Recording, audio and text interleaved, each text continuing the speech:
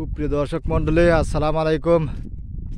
রয়েছে আতাইকুলা থানাধীন গেরকারবিল পেঁয়াজের মাঠে।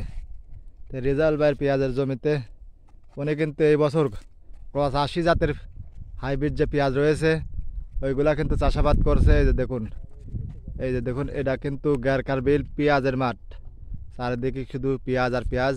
তো ঝড় বৃষ্টির পর পেঁয়াজের মাথাগুলো কিন্তু পুড়ে গেছে। তো এখানে কিন্তু এদের রেজাউল ভাই পেঁয়াজ লাগাইছে। তো এগুলো আপনারা যে বর্তমানে যে এরা কিন্তু কাজ করতেছে। তো এখানে তিল বুনে দিয়ে তারপরে কিন্তু এই যে টাঙ্গি কোদাল আছে, এই যে আঁকড়ে আছে, এগুলো দিয়ে কিন্তু টেনে দেওয়া হচ্ছে। তো এগুলো দিয়ে টেনে দিলে আপনার মাটিটাও কিন্তু আলগা হবে। এবং তিল এখন হয়তো রসটা কম আছে, হয়তো হালকা পাতলা বৃষ্টি হলে পারে কিন্তু তিলগুলো কিন্তু জ্বালিয়ে যাবে। তো এভাবেই কিন্তু যারা তিল বুনতেছে এভাবেই কিন্তু টেনে দিচ্ছে।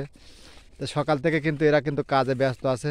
তা আমি এই পরন্ত দুপুরবেলা কিন্তু আমি চলে আসলাম রেজাউল ভাইয়ের জমিতে। তা আমারও কিন্তু পেঁয়াজ আছে এই মাঠে, এই কারণে কিন্তু ঘুরতে আসছিলাম।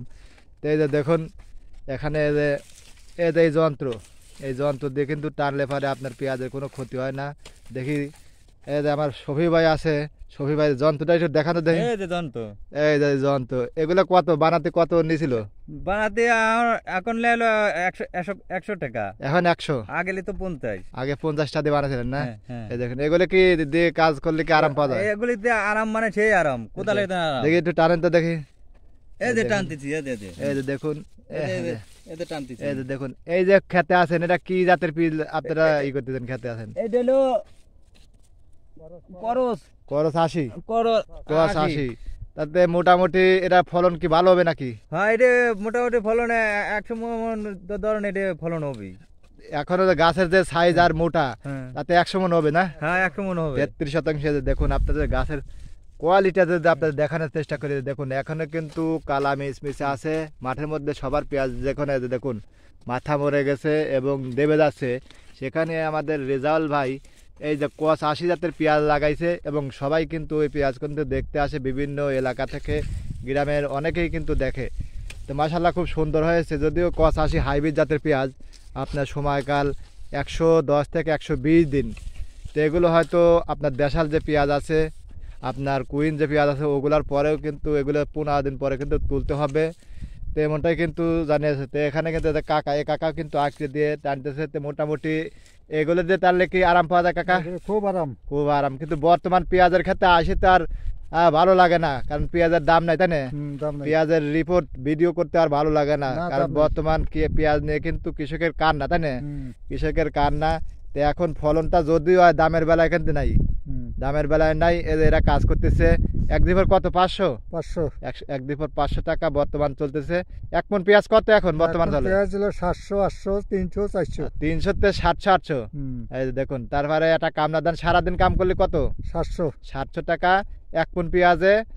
একটা কামলার রেট হচ্ছে, তারপরে পিস নিচ্ছেন 10 দিন কাম করবো, 10 মণ পেঁয়াজ নিয়ে যাবো। এই কাকা কাছে যে এই বছর 10 দিন কাম করবো, 10 মণ পেঁয়াজ কিনবো। তো এই বছর কাকা পেঁয়াজ লাগায় নাই। এরাও কিন্তু আছে যে এই বছর কৃষকের একবারে সর্বনাশ। দেখো আমরা যারা কৃষক আছি আর কি, কামলা আছি, শ্রমিক আছি, তারা এই বছর এই কামলার টাকা দিয়ে কিন্তু পেঁয়াজ কিনবে, বাধাই স্টক করবে। তো যদিও এই বছর পেঁয়াজের ব্যাপক চাষাবাদ হয়েছে আমাদের গেরকারবিলে, তো দামটা কি হবে বোঝা যাচ্ছে না। তো বর্তমান আপনার এলসি যদি না আনে, কৃষক কিন্তু মূল কাটা পেঁয়াজের মধ্যে কিন্তু শেষ হয়ে যাবে।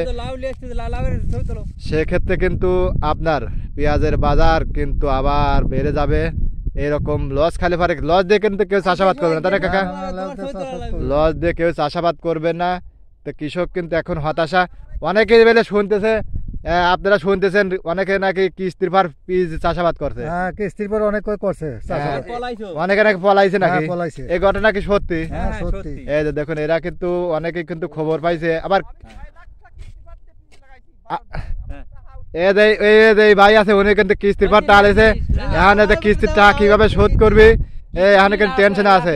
আবার অনেকের বউ বেলে চলে গেছে কাকা, বউ রাগ করে বেলে চলে গেছে। কিস্তি তুলছিল, পেঁয়াজ লাগাইছে বড় লোকের জন্য, এখানে যে রাগ করে চলে গেছে। বউ আনবে কিনা? এই অবস্থা হয়েছে পাবনার পেঁয়াজ চাষিদের। তো দর্শক বন্ধুরা, আপনাদের এলাকায় কি অবস্থা অবশ্যই কমেন্ট করে জানাবেন। দেখুন আচ্ছা।